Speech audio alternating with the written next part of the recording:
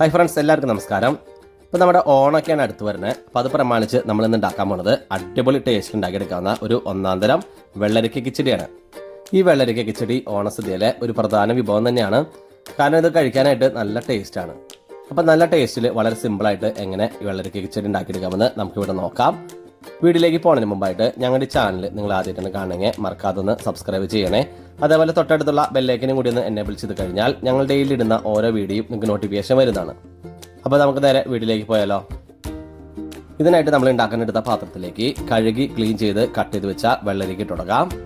ഞാനിവിടെ ഏകദേശം 1/2 കിലോ അളവിൽ വെള്ളരിക്ക എടുത്തിട്ടുണ്ട്. ഇതിലേക്ക് ഒരു 3 പച്ചമുളക് നിങ്ങൾ തന്നെ കീറി ചേർത്ത് കൊടുക്കാം. ആവശ്യത്തിന് ഉപ്പ്. ഇനി ഇത് വേവിച്ചെടുക്കാൻ പാകത്തിനുള്ള വെള്ളം കൂടി ആഡ് ചെയ്ത് കൊടുക്കാം. വെള്ളം ചേർക്കുന്ന സമയത്ത് ഒരുപാടൊന്നും വെള്ളം ചേർക്കണ്ട, ജസ്റ്റ് ഇത് വേവാനുള്ള ഭാഗത്തിന് മാത്രം ചേർത്താൽ മതി. ഇനി നമുക്കിത് നന്നായിട്ടൊന്ന് മിക്സ് ചെയ്തതിന് ശേഷം മീഡിയം ഫ്ലെയിമിൽ ഒരു 80% വരെ ഒന്ന് വേവിച്ചെടുക്കാം.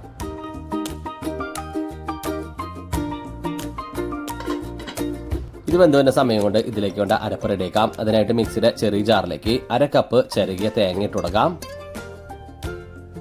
ഇതിലേക്ക് 5 ചെറിയുള്ളി,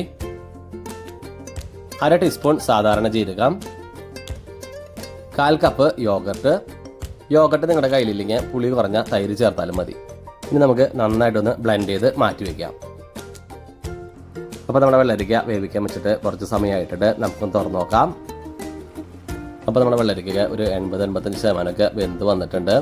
അതേപോലെ വെള്ളരിക്കയിലുള്ള വെള്ളമൊക്കെ ഇതിലേക്ക് ഇറങ്ങി വന്നിട്ടുണ്ട്. ഇനി ഈ സമയത്ത് ഇതിലേക്ക് നമ്മൾ അടിച്ചെടുത്ത തേങ്ങയുടെ അരപ്പ് ചേർത്ത് കൊടുക്കാം. നന്നായിട്ടൊന്ന് മിക്സ് ചെയ്യാം. ഈ തേങ്ങയുടെ അരപ്പ് ചേർത്ത് മിക്സ് ചെയ്യുന്ന സമയത്ത് സ്റ്റൗവിൻ്റെ ഫ്ലെയിം ഹൈ ഫ്ലെയിമിലൊന്നും വെക്കരുത്, ഒരു ലോ ടു മീഡിയം ഫ്ലെയിമിൽ വെച്ചാൽ മതി. ഹൈ ഫ്ലെയിമിലാണ് നമ്മൾ ഇളക്കി കൊടുക്കണമെന്നുണ്ടെങ്കിൽ അത് പിരിയാനായിട്ടുള്ള ചാൻസ് ഉണ്ട്. അതുകൊണ്ട് എപ്പോഴും നമ്മൾ ലോ ഫ്ലെയിമിൽ വേണം ഇളക്കി കൊടുക്കാനായിട്ട്.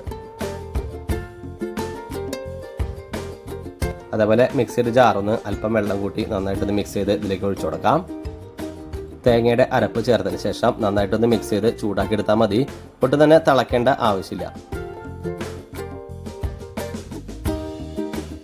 അപ്പോൾ നമ്മുടെ വെള്ളരിക്ക കിച്ചടി ഇവിടെ ഏകദേശം റെഡി ആയി കഴിഞ്ഞു. നമുക്കിനി ഇതിലേക്ക് താളിച്ച് ചേർക്കാം. ഇതിനായിട്ട് ചെറിയൊരു പാനിലേക്ക് അല്പം വെളിച്ചെണ്ണ ഒഴിച്ചു കൊടുക്കാം.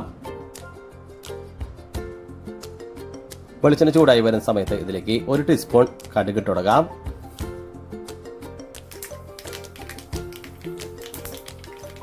കടുക് പൊട്ടിക്കഴിഞ്ഞ സമയത്ത് ഇതിലേക്ക് 3 വറ്റൽമുളക് ചേർത്ത് കൊടുക്കാം.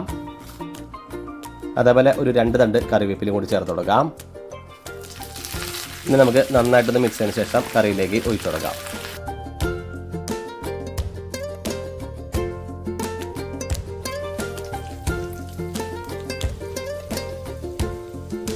അപ്പോൾ ഈ താളിച്ചത് കറിയിലേക്ക് ഒഴിച്ച് നന്നായിട്ടൊന്ന് മിക്സ് ചെയ്യുന്ന സമയത്ത് അടിപൊളിയൊരു സ്മെൽ തന്നെയാണ് ഇവിടെ വരുന്നത്. അപ്പോൾ നമ്മുടെ ഓണ സ്പെഷ്യൽ വെള്ളരിക്ക കിച്ചടി ഇവിടെ റെഡി ആയിട്ടുണ്ട്. എല്ലാവരും ഒന്ന് ട്രൈ ചെയ്ത് നോക്കാം. വളരെ എളുപ്പത്തിൽ തന്നെ നിങ്ങൾക്ക് ഉണ്ടാക്കിയെടുക്കാം. അപ്പോൾ ഈ വരുന്ന ഓണത്തിന് എല്ലാവരും ഈ വെള്ളരിക്ക കിച്ചടി കൂടി നിങ്ങളുടെ വിഭവത്തിൽ ഉൾപ്പെടുത്തുക. ഉണ്ടാക്കിയതിന് ശേഷം നിങ്ങളുടെ വലിയ ഫീഡ്ബാക്കൊക്കെ ഒന്ന് അറിയിക്കുക. ഞങ്ങളുടെ ഈ വീഡിയോ ഇഷ്ടമായി ലൈക്ക് ചെയ്യുക, ഷെയർ ചെയ്യുക. ഒപ്പം ഞങ്ങളുടെ ചാനലൊന്ന് മറക്കാതെ സബ്സ്ക്രൈബ് ചെയ്യുക. ജെ റെസിപ്പിയുടെ മറ്റൊരു അടിപൊളി വീഡിയോയുമായി ഇനി വരുന്നത് വരെ എല്ലാവർക്കും ബൈ.